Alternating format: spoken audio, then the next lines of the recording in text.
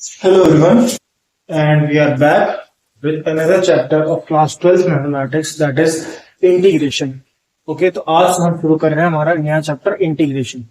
That is हम कई बार इसको एंटी डेरिवेटिव भी कहते हैं. ठीक है, इंटीग्रेशन इज बेसिकली, अगर मैं बहुत सिंपल भाषा में कहूँ तो मैं एंटी डेरिवेटिव कहूंगा. एंटी डेरिवेटिव मतलब हमने जो डिफरेंशिएशन किया था जस्ट उसका अपोजिट काम यहाँ पे हम करने जा रहे हैं. इंटीग्रेशन का जो सिंबल होता है वो हमारा होता है इस तरह का कुछ. ठीक, इंटीग्रेशन हम दो तरीके के इंटीग्रेशन करते हैं, एक इनडेफिनेट इंटीग्रल और एक डेफिनेट इंटीग्रल.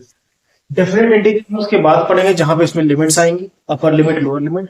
एंड फिलहाल हम स्टार्ट करेंगे इनडेफिनेट इंटीग्रल से.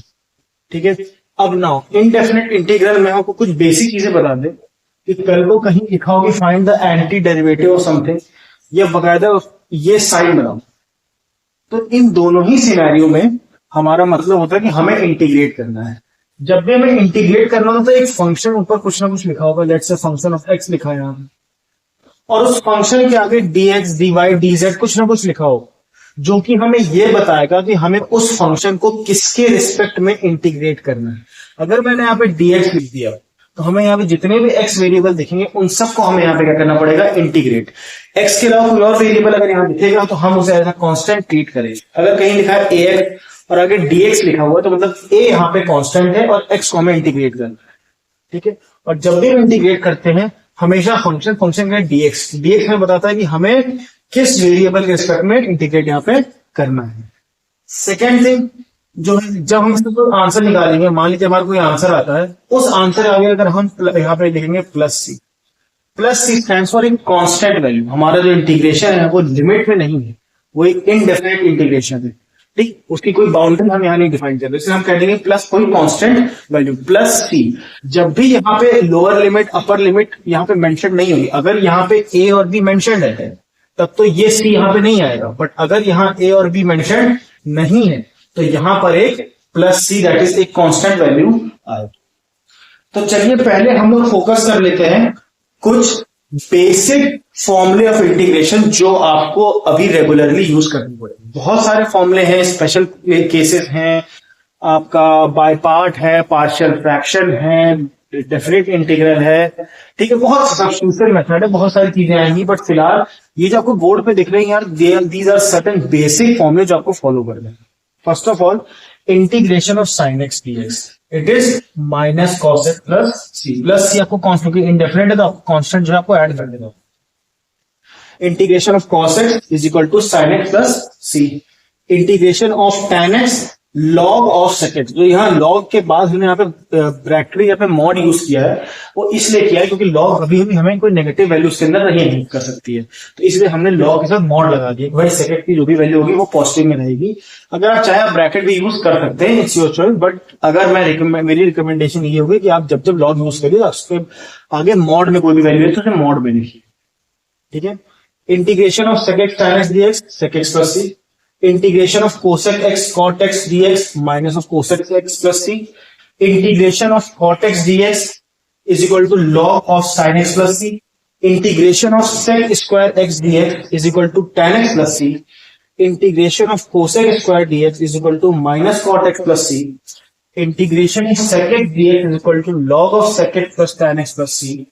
Integration of cosec x dx equal to log of cosec x minus cot x plus. And then उसके बाद ये तो हमारे ट्रिग्नोमेट्रिक फॉर्मूले थे जो हमें इंटीग्रेशन में यूज करने हैं. अब हम आते हैं जनरल फॉर्मूले जो हम नॉन ट्रिग्नोमेट्रिक जो हमें यूज करने हैं. x to the power n. याद रखिए जब भी डिफरेंशिएशन में हम dy dx of x to the power n लिखते थे तो हमारा आंसर होता n टाइम्स ऑफ x की पावर n माइनस 1. पर यहाँ पे हम इंटीग्रेट कर रहे हैं तो हमारा आंसर हो जाएगा x की पावर n dx का x की to the power n plus 1 upon n plus 1 plus D. e to the power x का integration e to the power e x plus C रहेगा. 1 का x का integration log x रहेगा. log x का integration x log x minus x plus C रहेगा. ये कुछ basic integration के फॉर्मूले हैं जिनको आपको अभी अपनी कॉपी पे पॉज करके वीडियो को लिखना पड़ेगा. आप अभी एक बार लिखोगे और उसके बाद आप जब तक इंटीग्रेशन आप पढ़ रहे हो मेरे ख्याल से सीबीएसई में शायद 10 या 12 एक्सरसाइज 12 एक्सरसाइज है, आईएससी में if I am not wrong 18 exercise है, क्योंकि उन्होंने कई एक्सरसाइजेस में काफी इलेबरेट करके क्वेश्चन दिए हैं।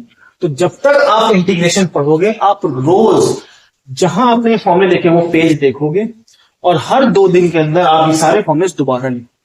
क्यों? क्योंकि जब तक आपके ये फॉर्मूले आपके जुबान पे नहीं होंगे, आपके लिए इंटीग्रेशन एक डिफिकल्ट टास्क बना रहेगा। ठीक है, तो first of all I will give you few seconds, आप इनका इस सारे फॉर्मूले का स्क्रीनशॉट लीजिए, वीडियो को पॉज करिए, बाकायदा आप कॉपी पे लिखिए। Okay, and first of all take the screenshot and then उसके बाद हम लोग चलते हैं हमारे पहले क्वेश्चन पे। इन फॉर्मुलों के वेरियस फॉर्म हो सकता है e की पावर x या e की पावर 6x ऊपर आ जाए, e की पावर ax ऊपर आ जाए, तो डिफरेंट तरीके भी सही ये फॉर्मूले पूछे जा सकते हैं, इन फॉर्मूले में क्वेश्चन बनाए जा सकते हैं। तो हम क्वेश्चन के साथ इसके बाद हम इंटीग्रेशन को सॉल्व करना शुरू करेंगे। Will be starting from exercise 7.1 and most probably if I am not wrong exercise 7.10 तक हमें जाना है। तो देयर आर 10 एक्सरसाइजेस एंड कोशिश पूरी रहेगी कि जल्दी से जल्दी ये चैप्टर खत्म हो, but please be patient, B with me, ताकि हम लोग साथ में इस चैप्टर को खत्म कर सकें। So for now take the screenshot, then will move on to our question number 1। Thank you.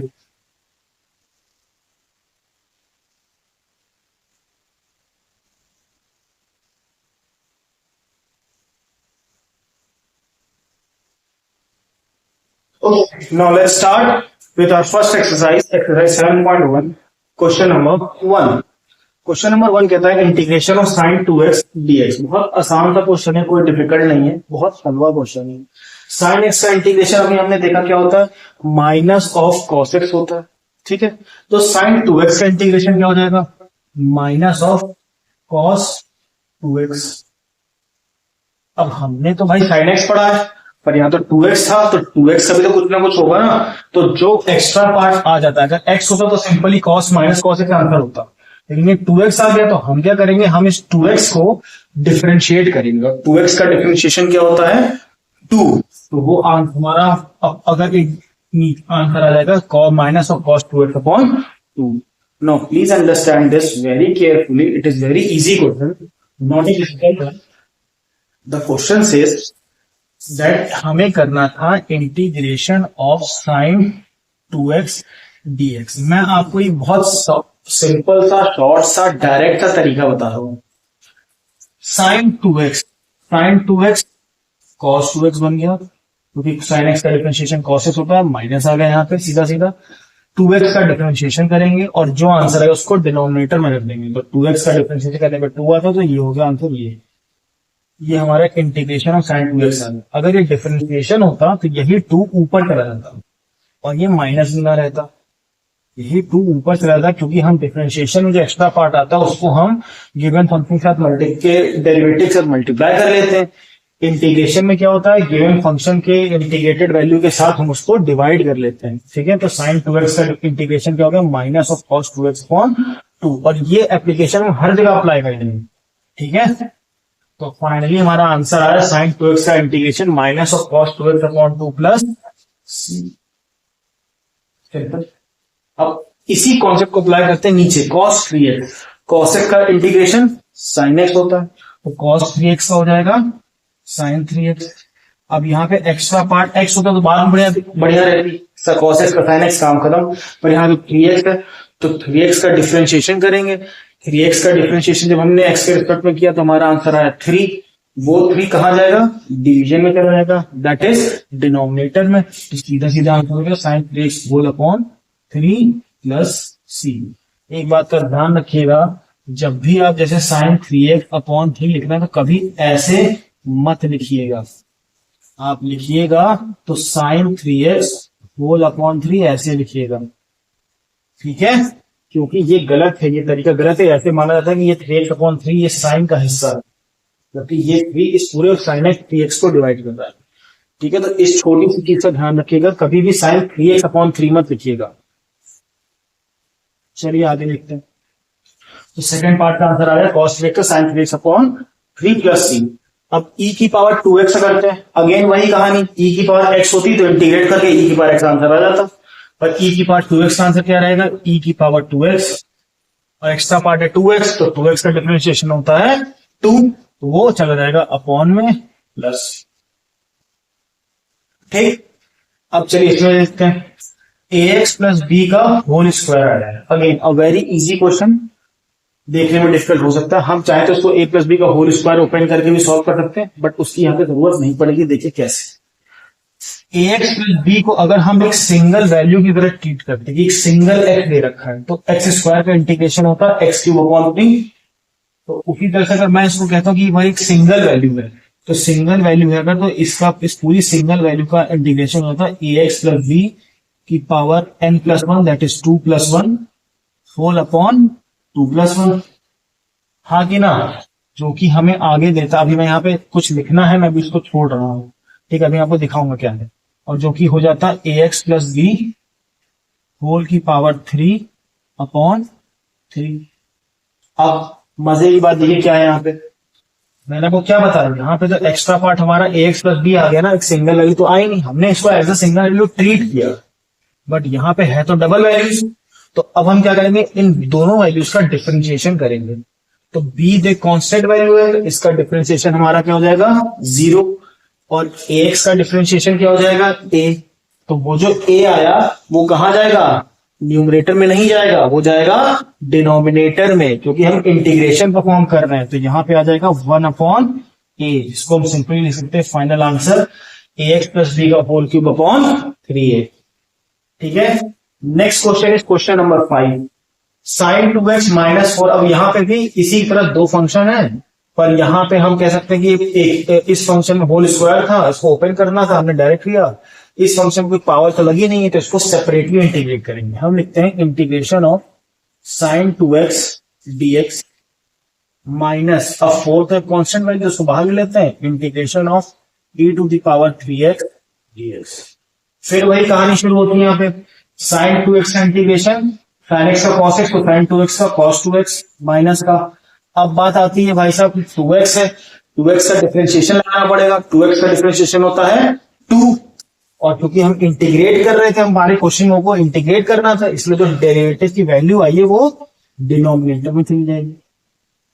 फिर e to the power 3x minus को कॉपी करते हैं, e to the power 3x का integration, e to the power 3x हमारा extra part है, तो extra part का derivative लगाना पड़ेगा, और कहां लगाना पड़ेगा, डिनोमिनेटर में लगाना पड़ेगा।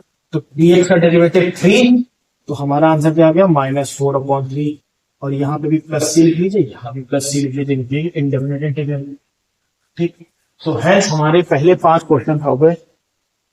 आप आराम से शांति से इस वीडियो को रिवाइंड करके देखिए, आपके जो भी डाउट्स हैं, इश्यूज हैं, आपके सॉल्व होंगे। And please, it's a very humble request, जब भी आप कोई नया कॉन्सेप्ट पढ़े, क्लास 12 में आपको इंटीग्रेशन इंट्रोड्यूस कराया जाता है, 11th में आप नहीं पढ़ते हो, तो जब भी आप कोई नया कॉन्सेप्ट पढ़े, start with the easy question. इसीलिए जब भी कोई एक्सरसाइज दी जाती है तो ऊपर के क्वेश्चन हल्के दिए जाते हैं, कि पहले आप हल्के क्वेश्चन करो, अपना बेस क्लियर करो, उसके बाद आप भारी क्वेश्चन ले आओ। ठीक है, पहले 5 क्वेश्चन थे, बहुत हल्के थे, आराम से हो गए, हंसते खेलते हो गए।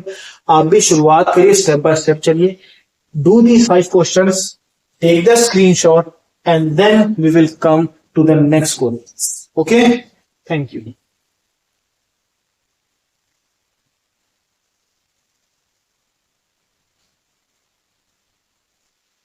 Okay, let's start with another set of questions, जहां पे क्वेश्चन नंबर 6 कहता है integration of 4 times of e to the power 3x plus 1 dx। अब हम यहाँ पे क्या करेंगे, यहाँ पे हम अगेन सेपरेट करते हैं, तो इंटीग्रेशन ऑफ 4 वैल्यू वहां कॉन्स्टेंट ले लेते हैं, e to the power 3x dx plus, अब 1 इंटू dx तो dx ही होगा, तो इंटीग्रेशन ऑफ dx। ठीक है, और लिखना चाहो तो लिख भी सकते हो 1 dx बात एक ही। ठीक, ये हो जाएगा 4 times of e to the power 3x का integration e to the power 3x। अब 3 से एक्स्ट्रा पार्ट था, सिर्फ x तो था नहीं, तो 3x का हमें डेरिवेटिव या डिफरेंशिएशन करना पड़ेगा। 3x का डिफरेंशिएशन 3, और वो कहां चला जाएगा, डिनोमिनेटर में, तो 4/3 लिख सकते हैं। और प्लीज एक स्टेटमेंट है, आप लिख लीजिए कि differentiation of a constant term is 0, but integration of the constant term is x। x क्यों बोला, क्योंकि यहाँ पे जैसे 1 था, तो अगर कल मुझे कहा गया 1 dx निकालो, 1 एक तो कांस्टेंट, कांस्टेंट का इंटीग्रेशन करना, मतलब यहाँ पे बेसिकली लिखा है 1 इंटू एक्स की पावर 0, और ये है dx। 1 की जगह हम एक्स पावर 0 भी तो लिख सकते हैं, 1 की जगह, क्योंकि किसी भी नंबर के पास 0 आंसर 1 होता है, तो एक्स की पावर 0 क्या हो गया, एक्स की पावर n का कॉन्सेप्ट लगेगा, तो एक्स की power 0 plus 1 upon 0 plus 1, answer हो जाएगा हमारा x अपॉन 1, और simply we can write x। तो इसीलिए किसी भी कांस्टेंट का इंटीग्रेशन जिस वेरिएबल, जिस डेरिवेटिव, जिस वेरिएबल में इंटीग्रेट कर रहा होता है बस वही आंसर होता है। अगर t, अगर मान लो यहां पे लिखा होता है इंटीग्रेशन ऑफ 1 dt, तो उसका आंसर होता t। इंटीग्रेशन ऑफ 1 dy, तो आंसर होता y। तो जिस आपको वेरिएबल में आपको इंटीग्रेट करना होगा वो dy लिखा है तो y में, dt लिखा है तो t में, dx लिखा है तो x में। ठीक है, बस यही लॉजिक हमने यहाँ पे अप्लाई किया है। तो देयरफॉर 1 का इंटीग्रेशन क्या हो गया यहाँ पे, सिंपली x प्लस c।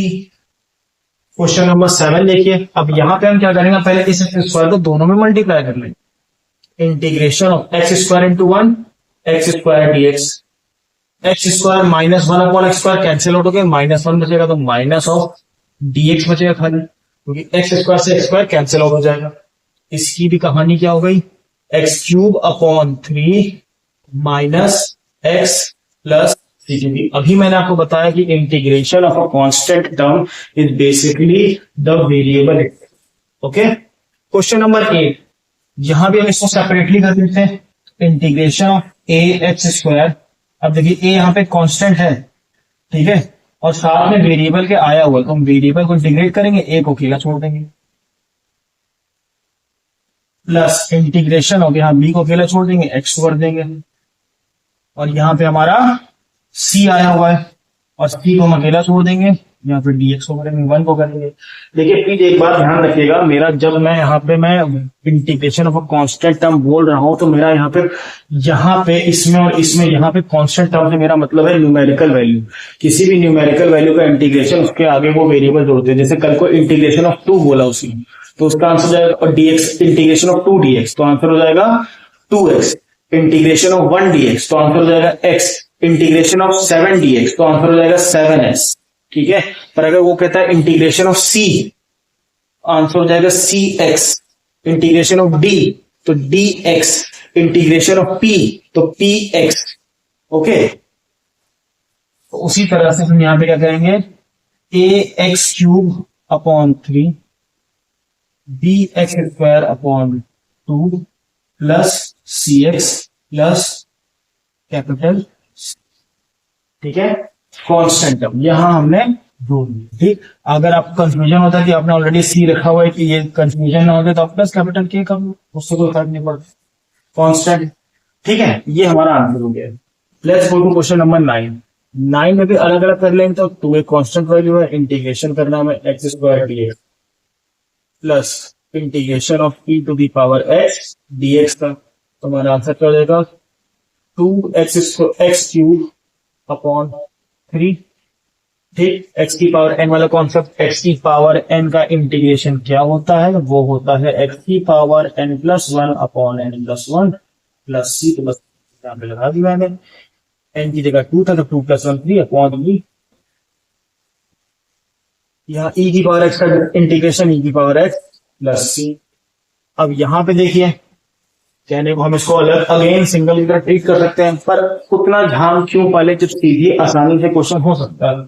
हमेशा रखो, इंटीग्रेशन कोई जरूरी नहीं है कि आप उसी तरीके से क्वेश्चन करो। अब कोई होगा इसको सिंगल वैल्यू मान के करेगा, फिर इसको अलग से डिफरेंशिएट कर उसको वैल्यू नीचे लिखेगा, लेंदी है। हम हमेशा कोशिश करते हैं क्वेश्चन को आसान बना के सॉल्व करो। यहाँ पे a माइनस बी का होल स्क्वायर खोल देंगे, तो a स्क्वायर मतलब root x square x plus B square मतलब 1 upon root x square 1 upon x,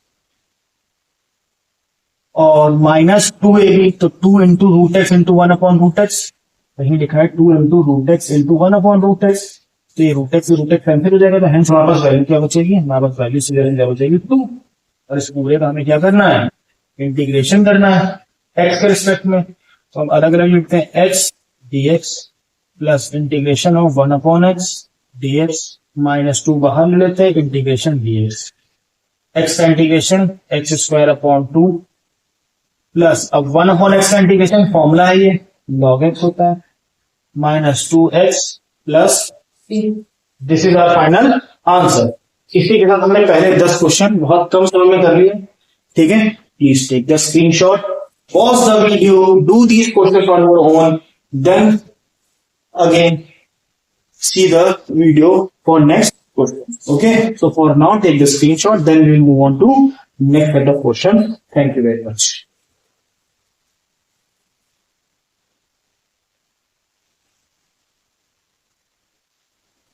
Now let's go to next set of questions.